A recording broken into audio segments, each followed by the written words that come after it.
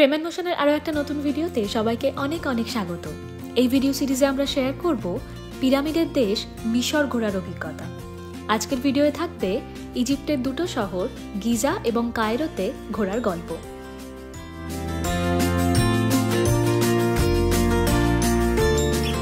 এখন ইজিপ্টের ঘড়িতে বাজে ভোর 4টে। আমরা পৌঁছে গেছি শারম এল শেখ এয়ারপোর্টে। এরপর চলে গিয়েছিলাম ভিসা কাউন্টারে, যেখান থেকে কালেক্ট করে নিয়েছিলাম on arrival visa. Visa counter থেকে দেওয়া ফি টিকিট আর তার সাথে একটা কাগজের ফর্ম ফিল আপ করে চলে গিয়েছিলাম ইমিগ্রেশন কাউন্টারের দিকে, এবং ইমিগ্রেশন খুব সহজেই হয়ে গিয়েছিল। এরপর এয়ারপোর্টেরই এটিএম কাউন্টার থেকে আমরা কালেক্ট করে নিয়েছিলাম ইজিপ্টের কারেন্সি ইজিপশিয়ান পাউন্ড। এর পরবর্তী স্টেপ এখানকার সিম কার্ড কালেক্ট করার। এয়ারপোর্টের মধ্যেই রয়েছে কাউন্টার এবং সেখানে বিভিন্ন রেটে সিম কার্ড অ্যাভেলেবেল রয়েছে। Hello from Egypt. আজকে আমরা রয়েছি গিজাতে।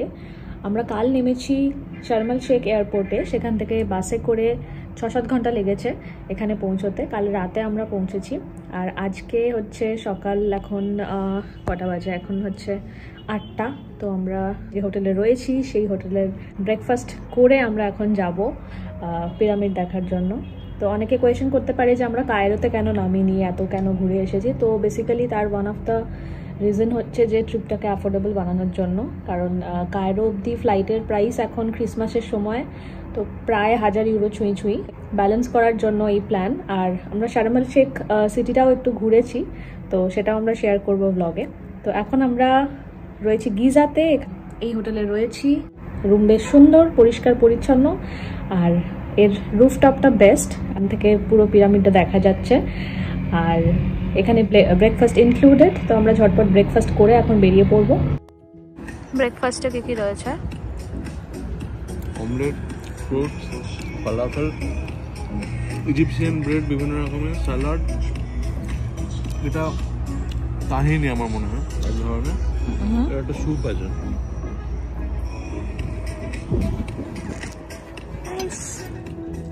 সকালে শীতের মিঠে রোদ গায়ে লাগিয়ে দূরে পিরামিডের ভিউ দেখতে দেখতে ব্রেকফাস্ট করার অনুভূতি সত্যিই অন্যরকম। এখন বেরিয়ে পড়েছি রাস্তায়। আমাদের হোটেল থেকে হাঁটা পথে প্রায় 15 মিনিটের দূরত্বেই গিজার পিরামিড। এই পিরামিড চত্বরে ঢোকার ঠিক মুখেই রয়েছে টিকিট কাউন্টার, যেখান থেকে আমরা কেটে নিয়েছি ভিজিটার্স টিকিট, যেটা দিয়ে আমরা পুরো এই চত্বরটা ঘুরে দেখতে পারবো। এবং তার সাথে পিরামিডের মধ্যে ঢোকার এন্ট্রি টিকিট আমাদের আলাদাভাবে কাটতে হয়েছে। This is one. Okay. If you are interested to make a horse car or camel ride, to take you. You know how much? Which side? This one? How to go there? This is awful. You have ticket of this one? No. You want to do the carriage? Camel? No, thanks. আমরা ঢুকে পড়েছি pyramid কমপ্লেক্সের মধ্যে, আর সাক্ষী হতে চলেছি 4500 বছর পুরনো ইতিহাসের। এখানে রয়েছে 3টে মূল পিরামিড, খুফু, খাফরে আর ম্যানকাউরের। এই ফারাওদের সম্পর্ক অনুযায়ী বললে বলা যায় খুফু হলেন দাদু, খাফরে ছেলে এবং ম্যানকাউরে নাতি। তো আমরা এখন আছি Giza নেক্রোপলিসে, the great pyramid of Giza. ভাবলে অবাক লাগে যে গায়ে কাঁটা দিচ্ছে যে পৃথিবীর সপ্তম আশ্চর্যের মধ্যে একটা আজ পর্যন্ত আমরা রয়েছে।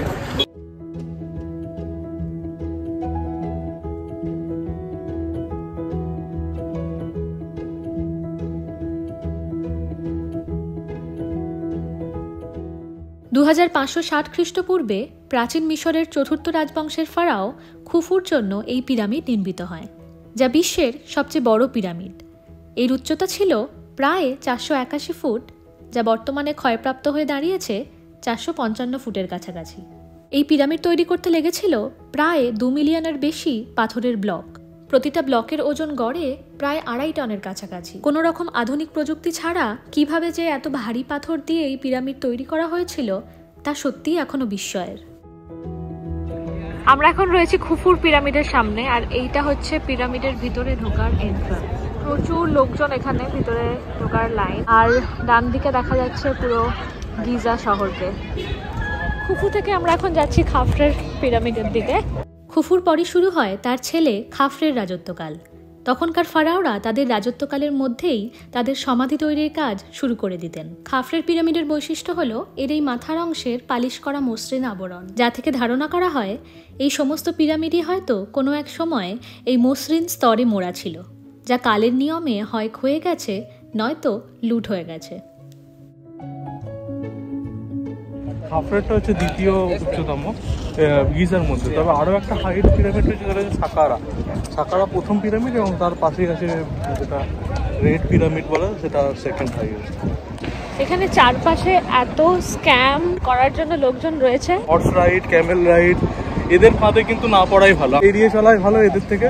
তার কারণ এরা কথা বললে আরও দাম একরকম বলবে, কিছুক্ষণ যাওয়ার পরে আরও একরকম দাম বেড়ে যাবে, তো এরিয়াটা একটা ডিফারেন্ট। হ্যাঁ, স্মুথ এবং দূর থেকে দেখলে আরো ভালো বোঝা যাবে ওটা।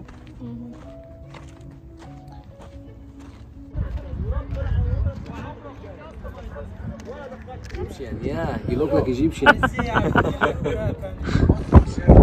আমাদের পিছনে এখন দেখা যাচ্ছে পুরো গিজা সিটি।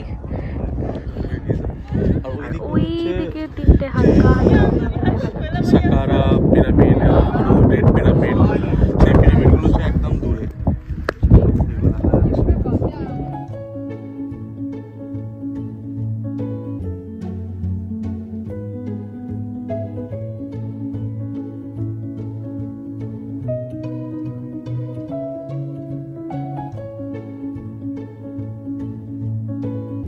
যাচ্ছি ম্যানকাউরের পিরামিডের দিকে। ওটার এন্ট্রি টিকিট আমাদের কাটা আছে, তো ওই পিরামিডের ভিতরে আমরা ঢুকতে পারবো এবং পিরামিডের ভিতরে কেমন হয় সেটা এক্সপিরিয়েন্স করতে চাই। আমরা ভ্লগে যতটুকু দেখেছি মোস্টলি ফাঁকা, বাট স্টিল কিরমভাবে রাখা থাকতো সেই অবশিষ্ট স্মৃতিটা দেখতে পাবো। এই মুহূর্তে খুফু আর ম্যানকাউরের পিরামিডই ওপেন রয়েছে, মানে ভিতরে যে গিয়ে সেটা এক্সপিরিয়েন্স করার জন্য। খাফরের পিরামিড মানে আমাদের পিছনে যেটা আছে সেটা এখন বন্ধ আছে, বাট এটা সময় বিশেষে নির্ভর করে, কখনো কখনো এটা খোলাও থাকে। এখন কোনো কাজ চলছে ভিতরে, কনস্ট্রাকশন বা কিছু মেনটেন্যান্সের কাজ চলছে, যে কারণে বন্ধ। এখানে একটা পিরামিড থেকে আরেকটা পিরামিডের ডিস্টেন্স পায়ে হেঁটে 15 থেকে 20 মিনিট ম্যাক্সিমাম, এমন কিছুই ডিস্টেন্স না, মানে হেঁটে যাওয়াই যায়। একটা পিরামিড থেকে একটা পিরামিডে যেতে ক্যামেল রাইড, হর্স রাইড এখানে সব আছে। তবে হ্যাঁ, এটা কিন্তু সামারের টাইমে এই হেঁটে যাওয়াটাই খুব কষ্টকর হবে, এখন ঘাম হবে। আমাদের এখন এই ঘাম বা মানে সেই কষ্টটা হচ্ছে না যে প্রচণ্ড রোদ। এখন ওয়েদার এখানে প্রায় 10-12 ডিগ্রি টেম্পারেচার হবে, সকালে তাই ছিল, তো ভালোই লাগছে রোদে। আর একটা সাজেশন হচ্ছে, সেটা হচ্ছে এখানে যত তাড়াতাড়ি চলে আসা যায় সকালে, যত সকাল 7টায় ওপেন হয়, তো তারপরে চলে এলেই ভালো। আমাদের ব্রেকফাস্ট করে আস্তে আস্তে 9টা সাড়ে 9টা হয়ে গিয়েছে, 7টার পরে এসে যায়। তাও কম্পারেটিভলি টুরিস্ট কমই লাগছে, যতটা আরও বেলা বাড়লে হয়তো আরও কনজেস্টেড হবে। India? Yes, India. Amitabh Bachchan, Shahrukh Khan. Okay. Very nice. Okay. Everyone knows Shahrukh Khan, Amitabh Bachchan. Good. Action. Action, yes. Nice to meet you. এখানে মোটামুটি সবাই মানে শাহরুখ খানের ফ্যান শুধু আমরাই নই, গোটা পৃথিবী জুড়ে, এটা সবাই জানে, বাট জিনিসটা যখন সামনে থেকে এক্সপিরিয়েন্স করি তখন গর্ব মনে হয় যে হ্যাঁ, যাদের আমরা You are from India, Shahrukh Khan.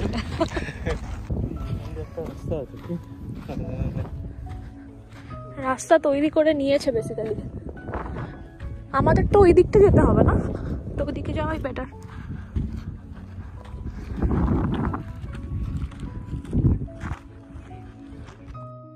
এখন আমরা চলে এসেছি ম্যানকাউরের পিরামিডের সামনে। খাফরের পর তার ছেলে ম্যানকাউরের রাজত্বকালে এই পিরামিড তৈরির কাজ শুরু হয়। সময়টা প্রায় খ্রিস্টপূর্ব 2510 সাল। গিজা পিরামিড চত্বরের 3টে প্রধান পিরামিডের মধ্যে এটিই সবচেয়ে ছোট। উচ্চতা ছিল প্রায় 215 ফুট, বর্তমানে ক্ষয়ে গিয়ে দাঁড়িয়েছে প্রায় 204 ফুট।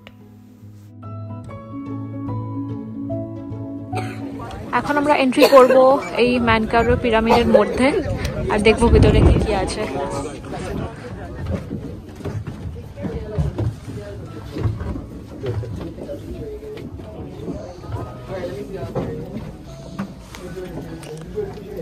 পিরামিডের ভিতরে ঢুকে প্রথমেই পড়বে এই ঢালু রাস্তা। এই রাস্তা প্রথমে নিয়ে যাবে প্যানেল রুমে।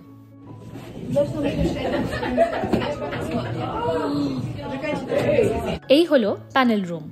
এখানের দেয়ালগুলোতে দেখা যায় প্যানেলিং করা রয়েছে, যা অলঙ্করণের নিদর্শন। সম্ভবত কোনো ধর্মীয় আচার অনুষ্ঠান বা মমি তৈরির কাজে এই জায়গাটি ব্যবহার করা হতো।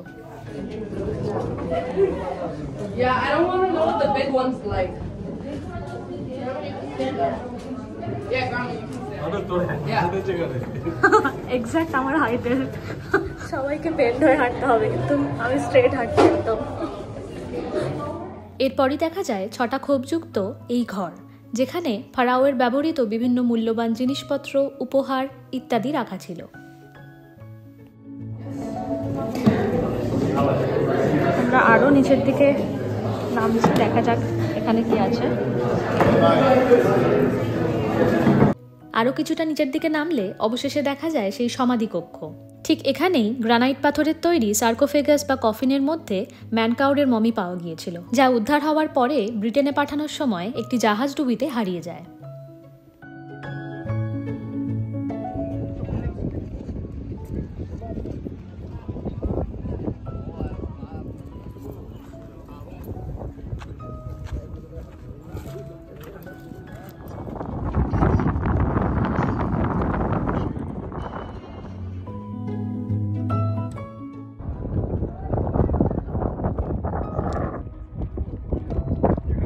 এখন আমরা যাচ্ছি মিশরীয় সভ্যতার অন্যতম প্রতীক দি গ্রেট স্ফিংসের মূর্তির সামনে। যাওয়ার পথে পড়বে এই মন্দির চত্বর, যেখানে তৎকালীন ধর্মীয় আচার অনুষ্ঠান পালন করা হতো।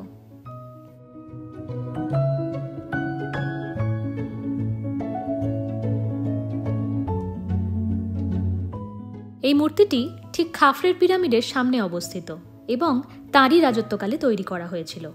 এই মূর্তির মাথা একটি মানুষের এবং দেহ একটি সিংহের মতো। মুখটি সম্ভবত ফারাও খাফরের চেহারার সঙ্গে মিলিয়েই খোদাই করা হয়েছিল। ধারণা করা হয় এই মূর্তি মিশরীয় দেবত্ব এবং শক্তির প্রতীক, যা বছরের পর বছর ধরে এখানকার সমাধিগুলিকে রক্ষা করে চলেছে।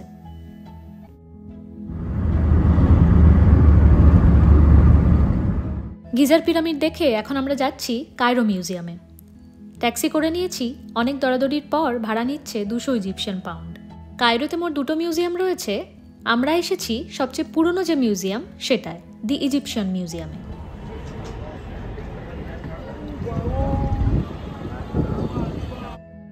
সেই প্যালিওলিথিক যুগ থেকে শুরু করে মিশরের বিভিন্ন সময়কালে রাজা রানীদের রাজত্বকাল সহ গ্রিস রোমানদের রাজত্বকাল অবধি প্রায় 1 লক্ষেরও বেশি নিদর্শন এই সংগ্রহশালায় রয়েছে। আসওয়ান, লাক্সার, গিজা এবং অন্যান্য বিভিন্ন আর্কিওলজিক্যাল সাইট থেকে এই নিদর্শনগুলি সংগ্রহ করা হয়েছে।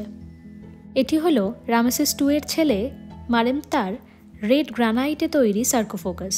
কিছু কিছু সার্কোফোগাস বা কফিনের গায়ে রয়েছে অসম্ভব নিখুঁতভাবে করা হায়ারোগ্লিফস।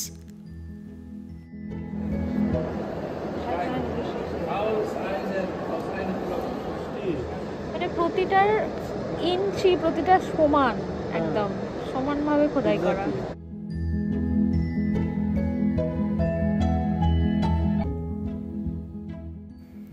মিউজিয়ামের ঠিক মাঝখানে রয়েছে মিশরের অষ্টাদশ রাজবংশের ফারাও আমেনহোটেপ এবং তার স্ত্রী টিয়ার বিশাল একটি মূর্তি। বিডসের jewellery.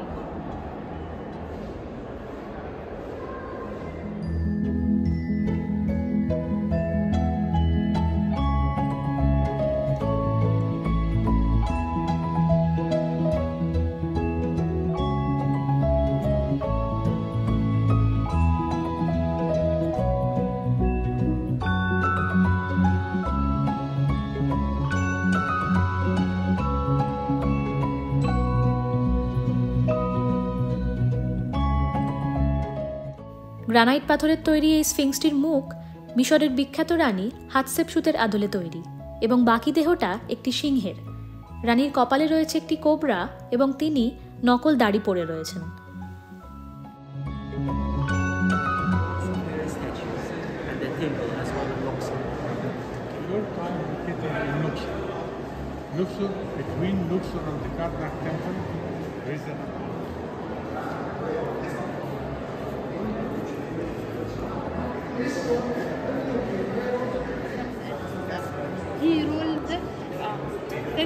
Who to sit and his wife Nepal. Eyes made of crystal. আমরা এখন যাচ্ছি এই মিউজিয়ামের দোতলায়, যেখানে রয়েছে তুতেনখামুনের সেকশন, যা এই মিউজিয়ামের অন্যতম আকর্ষণীয় একটা জায়গা। 1922 সালে হাওয়ার্ড কার্টার এই সমাধিটির আবিষ্কার করেন এবং তারপর ইজিপশিওলজিস্টদের কাছে গবেষণার একটা নতুন দিগন্ত খুলে যায়, কারণ এই সমাধিটি ছিল অক্ষত এবং এখান থেকে পাওয়া গিয়েছিল প্রচুর প্রচুর ধনসম্পদ, যা মিশরীয়রা সাধারণত মৃতের সমাধির সাথেই সমাধিস্থ করত পরবর্তী জন্মের কথা মাথায় রেখে। ভিতরে যা দেখেছি তা অবিস্মরণীয় এবং অতুলনীয়, যা ভাষায় প্রকাশ করতে পারবো না। এই অংশে ক্যামেরায় ছিল নিষেধাজ্ঞা, তাই ইন্টারনেট থেকে কিছু ছবি তুলে ধরলাম। এই রুমের বাইরেও ছিল তাঁর সমাধি থেকে পাওয়া অনেক কিছু, যেমন অসাধারণ কারুকার্য করা সোনার সিংহাসন, অ্যানুবিস এবং আরও অনেক কিছু।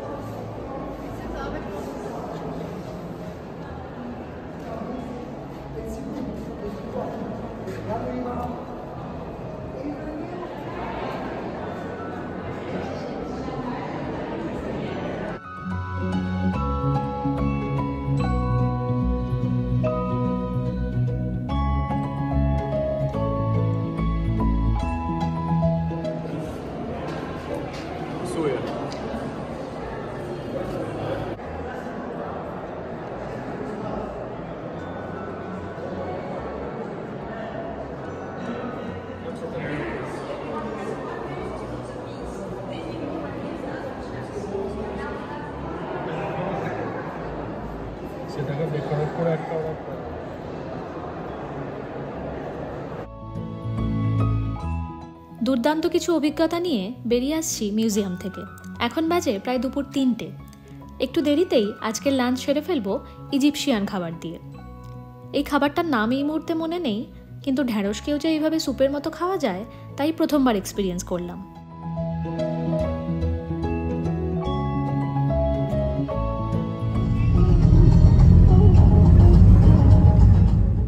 এখন আমরা এসেছি কায়রো সিটাডেলে। এখন ঘড়িতে বাজে প্রায় 4:45, আর ঠিক 5টাতে এখানে এন্ট্রি বন্ধ হয়ে যায়।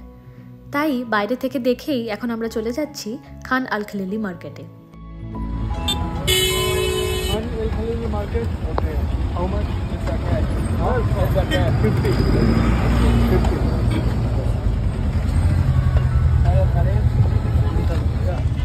ইজিপশিয়ান ট্যাক্সি, ইজিপশিয়ান অটো আমাদের ওখানের মতো সেম।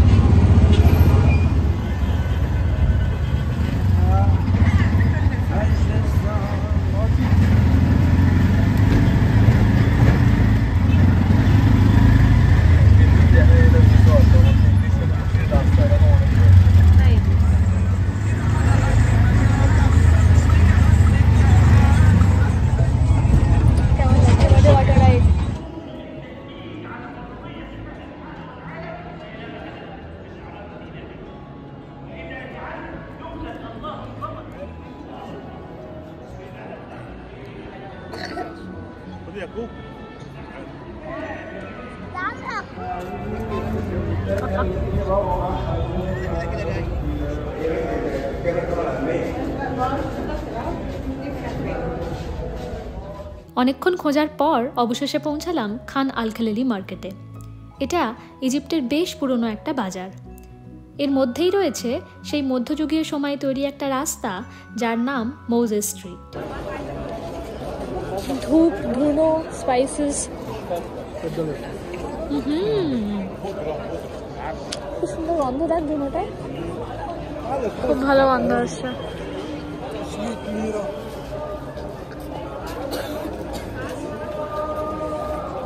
পিতলের সমস্ত জিনিস।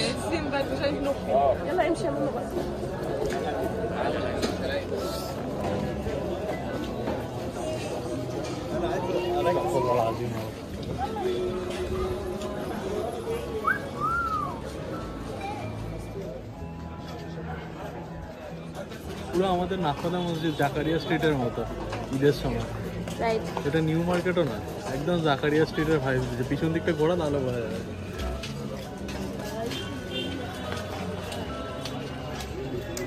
খাবারগুলো বাদ দিয়ে এমনি দোকান জাকারিয়া স্ট্রিটের পাশে।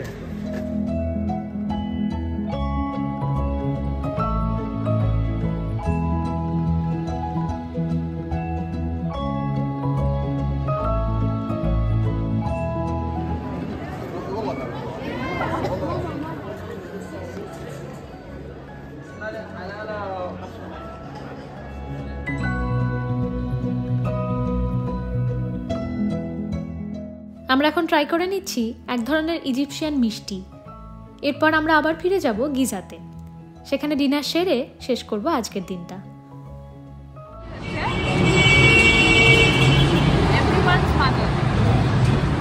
একটা নতুন ইজিপশিয়ান খাবার। Everyone's mother. Guys, guess what is the name of this dish? সবার মা। গিজাতে আজকে দ্বিতীয় দিন। এখন বাজে সকাল 9:30। আমরা বেরিয়ে পড়েছি, যাচ্ছি গিজা থেকে প্রায় 25 কিলোমিটার দূরে সাকারা নেক্রোপলিসে।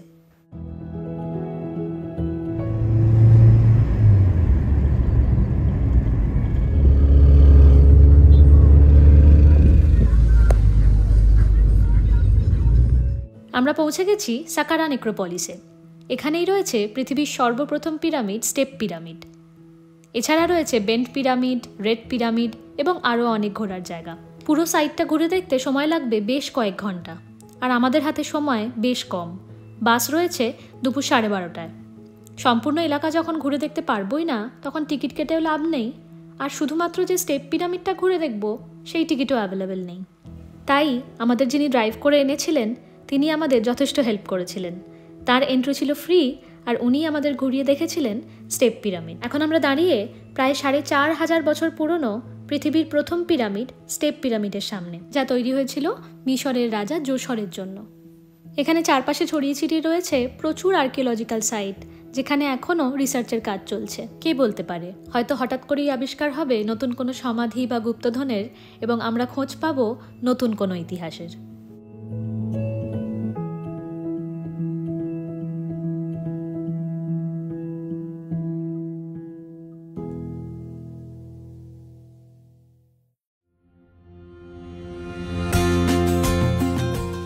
এখান থেকে এখন আমরা ফিরে যাব আবার হোটেলে।